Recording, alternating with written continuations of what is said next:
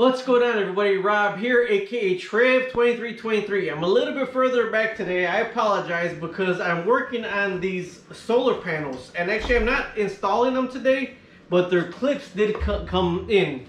They're Renogy, R-E-N-O-G-Y. These are Renogy panels. They're 12 volt solar panels. So I got a 48 volt grow watt system, which if you follow the channel or you're gonna see in the future, I got a 48 volt grow watt channel with one battery that I made, a LG Chem Pack battery that gives you 1.2 kilowatt hours of power. Okay, so what I'm gonna do with these is I bought the clips. So since these are Renogy, I was gonna fabricate my own clips. It would have been easier if they would have had the holes on the side of the panels, and then you could put L-shaped brackets on them. But since the holes are already on the back of the panels where they go, I just went ahead and broke down and bought the Renogy mounting brackets. But the cool thing is with these Renogy mounting brackets is they have everything you need per panel, per bracket, neatly organized in the box. So these are the Renogy Z brackets. See, that's a Z. Z brackets, all right? So with the Z brackets, they do two things. When you put the Z brackets on like this, there's an extra clip on the side right here that holds it. When you bolt it on and screw it on, it holds it. But not only that, you can't really use an L-shaped bracket that is flat with the panel because there's no place to put your wire, so you'll be smashing your wire. So that's why you need to have it on the back, and you need to have the Z brackets. Now these Z brackets, I'm a fierce person for grounding. Anything metal outside needs to be grounded. So these Z brackets are actually going to be overlapped on each other. So in the last set of brackets, I'm going to have a ground wire going into my ground rod. Actually, the ground wire is going to be going into my garage to my air compressor lines, because all my air compressor lines are to a ground rod. Now, since I'm running these are 12 volts. I have 4 of them. So 4 of them makes 48 volts. Although I do have to run them in series.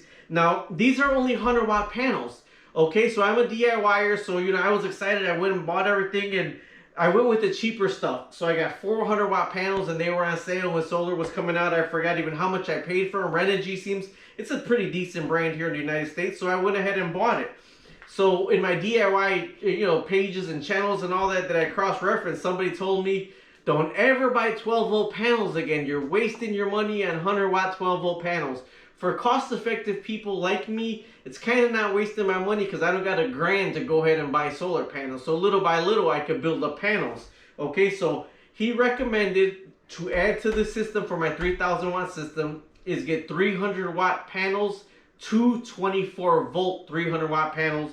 This way I can run those in series, and then I will have a different string. But what you do when you're running strings is you need a combiner box. This is a PV combiner box, and this is by Echoworthy right here. And what this is when I'm running these in series, I'm not going to have 4 different hots and grounds, hots and negatives. I'm only going to have 1 negative from the first panel, 1 positive from the last panel, and all the other ones are going to be ran in series. So this right here allows to have 4 different strings of solar panels hooked up, but you gotta read your inverter to make sure you don't go over the voltage direct the VOC, the voltage open current. You gotta make sure. So I don't go into electricity on none of that part. I want to show you my system. So I'm gonna have only 1 string hooked in here. It's labeled positive and negative. I have 1 main breaker for all the strings. They already do have the fuses in them. Okay, so I'm going to have 1 string that I'm just going to be using now. The positive and negative to come out right here, and then the ground from here goes to my ground rod. Now this right here has to be close to the panels. So this is actually going to be on the side of the garage with the panels. This is all weatherproof, leak-proof. I'm going to mount it in there because if you have an electric current or something hits, this shuts off the panels right here. Shuts off all the powers in the panels right here. If the panels get hit by electricity, the panels and this go straight to the ground rod. Bam, right in the garage, nowhere near the house, okay? So that's with this. Now with these, there may be 18 inches of line, okay? They're marked positive and negative really good. Positive, negative, positive, and negative. So you have to watch This is a positive, so if I'm running in series, I'm going to go to the negative of the next one, then the positive of the next one to the negative of the next one. So my last one is going to be my main positive, and my first one is my main negative. 12, 24, 36, 48 volts is what I'm running for my 48 volt system. But I am going to have to use some regular copper wire because this right here is too short. I'd have to have the combiner box seriously like right next to this. I want to even see if this is negative. Let's see. DC negative, yeah. So this will be right here, DC negative on the first string right there. And I would have this seriously like, that's how close it would have to be. So then the hot, there's no way the hot would be able to reach all the way back. So I would have to have some, these are Bouge RV. Bouge RV, I bought 6 of them. Hot and negative because I'm gonna have to make a line to go from the last hot, the last one, which should be the hot, negative to positive, positive to negative, positive to negative, all the way. And then the last one is gonna have to be hot. And when you get this in, don't just go willy-nilly. You get these little metal pieces to connect in there, and let me show you. You're gonna have a male and female. See, a skinny one and a thick one? These are Bouge RV. Okay, you're gonna have a male to female, so you're gonna have to make sure. Now the hot right here is probably gonna be the female. So then you would need a male end to go on the other end. Let me see if I can find one real fast. If this hot right here is a female, nope, it's a male. Let me see the female end. Yep, this hot is a male. So I would need to put a female end just to go in between here and in between my PV combiner box. I would need that extension right there. So for right now, I'm just kind of introducing you to my system and what I'm going to be installing and running tomorrow. These are not going on my roof. This is a completely off-grid system. Therefore, it does not go in the middle of my breaker box, my electric breaker box, or anything like this. My 48 volt battery and my solar panels are acting as a backup generator for the house. Right now I'm using my battery because I'm cycling my battery because I got 16 batteries that I ran in series, and I got a balancer on them, but I've had them stored for over a year, so the balance is out. So I'm going to let them cycle to see if the balance gets a little bit better. But in the long run, I am going to buy the other 2 300 watt 24 volt panels, and I am going to put them on my second string right here because it don't go over my voltage over current.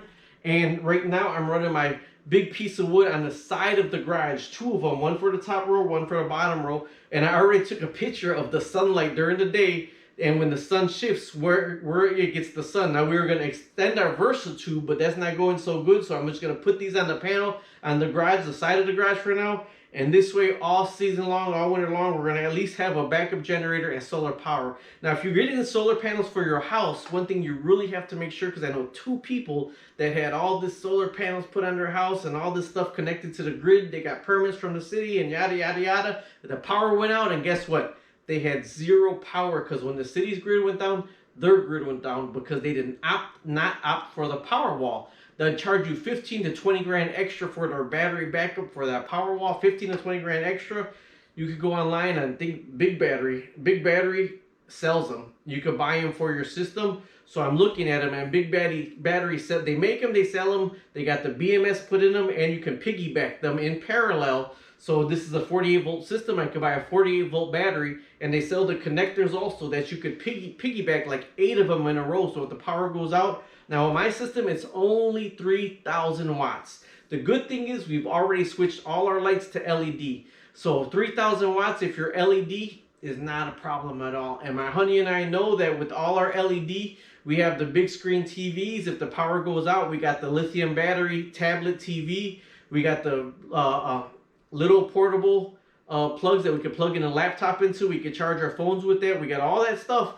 So one thing that you don't want, if your power goes out, you don't want to run the big screen TVs because they take up too much electricity, where if the power's out, you don't know how long you're going to conserve that because you're going to need that battery to last overnight until the sun comes out the next day. All right, either way, that's going over my Renogy solar system. I just got to put the clips I got. There's 4 per they're Z mounting brackets. There's 4 per system. And like I said, these are the Renogy ones. I paid, I think, $36 for a set of 4 for 4 panels.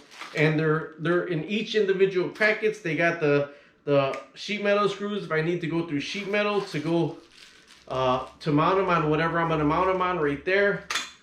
The one thing that I am going to do, like I said, is on the last panel, since all these are going to be screwed over together all the way across, the last panel, I'm running to the, I'm going to run into my copper line for my air compressor kit. And then this right here is going to go into the ground rod also. So I'm going to have all this grounded. We have our shed outside, and it has a big 6 spikes all the way into the ground that are grounded. My compressor I have running all my copper tubing along the wall. All my copper tubing is grounded. My electrical tubing is grounded, all to a ground rod. And one thing about that is people think I'm crazy when I say this, but do your research and look with ground stuff. When electricity hits something, and there's a slim chance that electricity is going to hit something, but it doesn't even have to hit your house. The current in the air will ride and jump to other stuff. And all I want to do is make it into the ground. So with all these panels on the wall, I don't need them to hit the panel and jump to something else, or hit the panel and start a fire. When it hits the panel right here, it runs right into the ground, and that's what you want it to do. Look at a lot of your big major electric poles, and people make fun of because there's a ground rod, like a really thin ground rod on the whole pole all the way into the ground. Like, oh, what's that gonna do? Well, with that much power going that fast, it don't go in the wire, it rides on the outside of the wire into the ground. All right, so ground all your stuff. Talk to you.